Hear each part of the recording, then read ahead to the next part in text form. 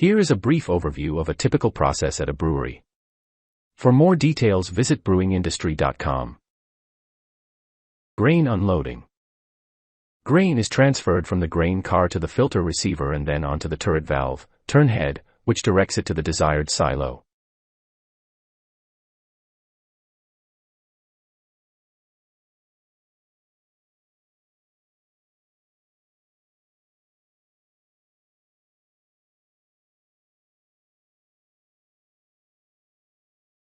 Malt is drawn from the silo to the malt receiver.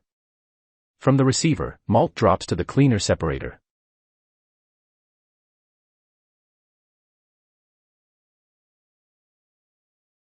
The malt is then passed through the malt mill where 3 sets of rollers and screens separate the husks from the kernel, and grind the kernels into the grist necessary for mashing.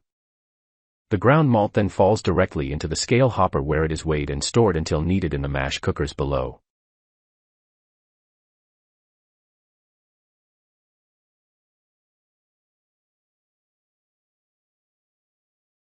Rice drops to the rice mill where rollers grind it to the desired size.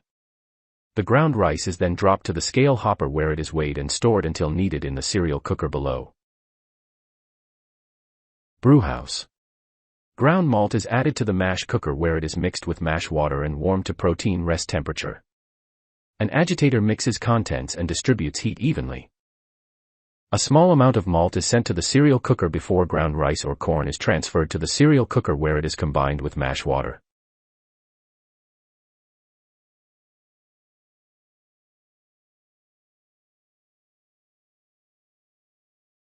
The malt-cereal combination is boiled for a recipe amount of time. An agitator mixes contents and distributes heat evenly. With the recipe boil completed in the cereal cooker, the cereal contents are pumped back into the mash cooker. This process raises the combined mash temperature to the conversion rest temperature, where it is held for a recipe-determined amount of time. The temperature is then elevated to the mash-off temperature and the combined mash is pumped to the lauter tun for straining. The mash enters the vessel through inlets in the bottom of the lauter tun. The mash is deposited as evenly as possible across the plates of the false bottom. These plates contain slotted openings sized to hold back the grain and husks, but allow the wort to flow through as slowly rotating rakes cut the grain bed. Collected wort is recirculated, vorloft, back into the lauter tun to establish the grain bed and subsequent clarity of the wort. After reaching the desired clarity, the wort is directed to the brew kettle, where a steam coil and calandrias bring the contents to a boil.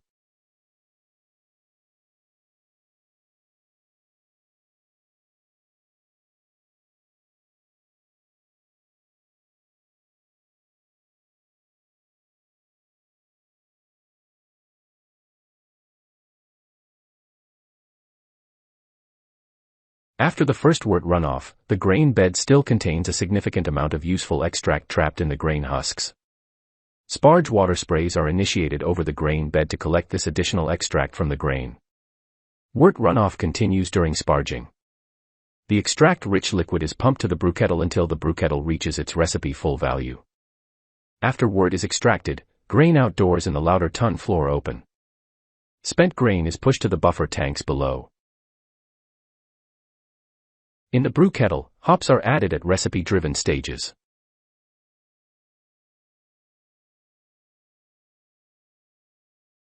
After the prescribed boil length, wort is knocked out to the hops strainer where the liquid is separated from the hops. The spent hops are raked into the load-out chute, dropped to the Pondorf pump, and transferred to spent grains. Wort is pumped to the hot wort receiver through a tangential entry which imparts a spinning motion on the vessel's contents.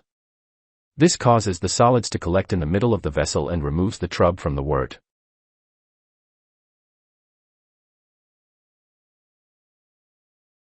After settling for a recipe-determined length of time, the clear wort is directed to the aerator. The remaining trub is sent to spent grains.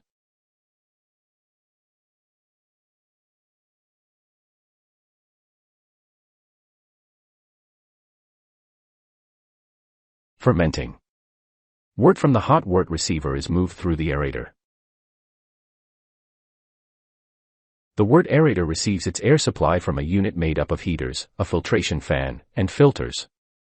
Outside air is drawn into the unit where it flows through pre-filters, across a set of steam coils, through depth and carbon filters and a final absolute HEPA filter before entering the aerator. Wort enters the top of the aerator tubes, coating the interior walls of the tubes as a thin film flowing downward. At the same time, the high-velocity stream of hot, sterile air enters the bottom of each tube and is blown across the surface of the wort from bottom to top. Many volatile compounds that remain in the wort, such as DMS, are stripped out by this process. Wort is pumped through the wort cooler where chilled water is utilized to cool the wort to the proper temperature for yeast injection and fermentation. As wort cools, there is a secondary coagulation of protein called cold break or cold trub. Cold wort settling tanks store the cold wort and allow the cold trub to settle out of the solution, to the bottom of the tank.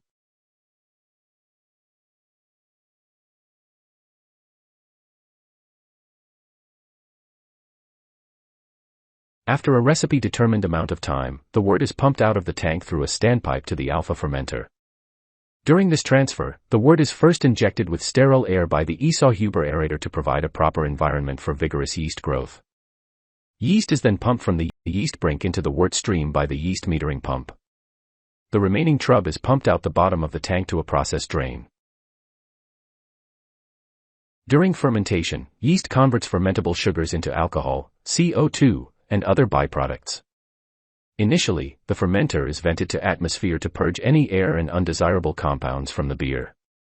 After a brand-specific venting time and after the CO2 purity in the vent line reaches a minimum of 99.98%, the fermenter is diverted to the CO2 collection system. The side cooling jackets and cone jackets are activated to temperate the fermenting wort and aid in yeast flocculation. Rising CO2 in the fermenter creates foam. The foam, containing a substance called brandheaf, rises to the top of the fermenter with the gas. As it comes into contact with the foam chamber, it collapses and collects on the chamber's underside. Yeast settles to the bottom of the fermenter.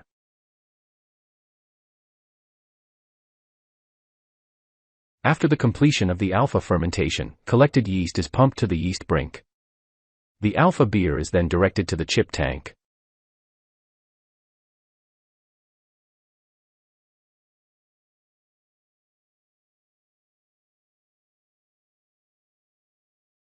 Lagering.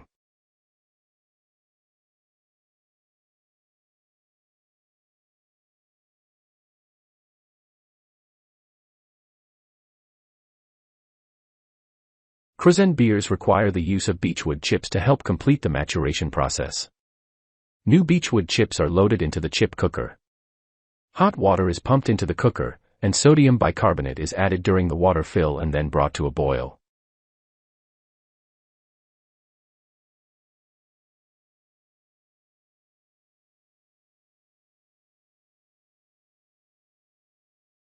The internal calandria is activated to bring the water to a boil. During the boil, oils and waxes from the chips float to the surface and are directed to the drain at the overflow pipe. With the boiling complete, the cooking solution is drained from the vessel. This procedure is repeated several times.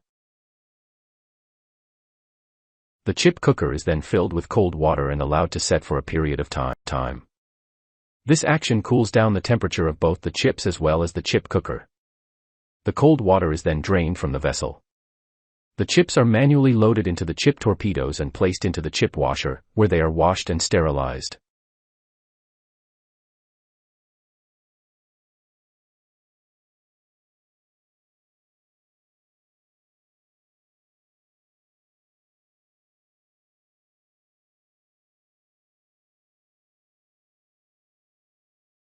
In the chip washer, hot water is directed to the center of the rotating torpedo. For yeasted chips, an initial cold water rinse is performed. The perforated skin of the torpedo allows water to drain out as it spins, collecting in the basin. The wash torpedo is hoisted out of the washer and placed back on the tray. Chips from several torpedoes are loaded into the chip tank to provide surface area for the settling yeast in order to increase the yeast's contact with the beer.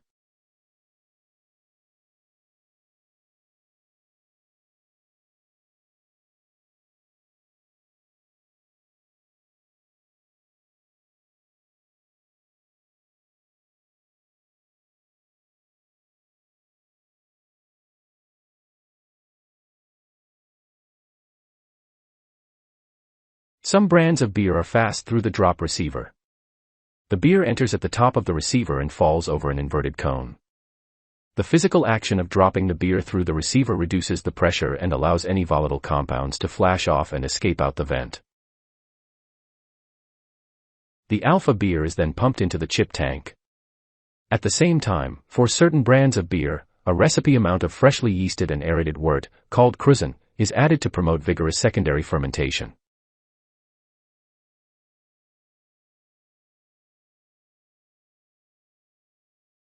The tank is initially vented and allowed to spit for a recipe amount of time. Eventually, the bung line valve is closed to allow CO2 pressure to build up in the tank. When tank pressure reaches the target level, the tank is placed on the CO2 bunging system. After a determined time, the tank is placed on the CO2 equalizing system. Beer is then pumped to the yeast separator where a spinning drum separates the yeast by centrifugal force.